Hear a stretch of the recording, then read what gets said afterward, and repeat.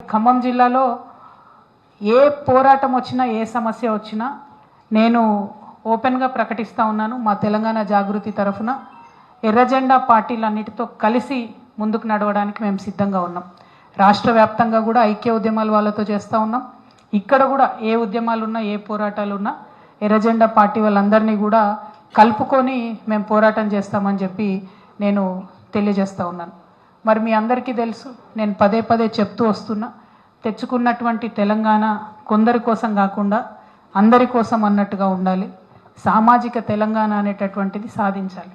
మరి ఏంటిది సామాజిక తెలంగాణ? ఖమ్మం జిల్లా ప్రజలకు సామాజిక తెలంగాణ ఎట్లా ఉపయోగపడుతుంది అంటే, ఖమ్మం జిల్లా స్వభావాన్ని మీరు ఆలోచించుకుంటే చాలా బ్యూటిఫుల్గా ఉంటుంది.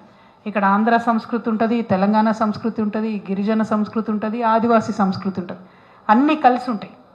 కానీ ఖమ్మం జిల్లాలో నాయకత్వం ఎవరికి వచ్చింది అని ఒకసారి ఆలోచించుకుంటే కేవలం ఒకటే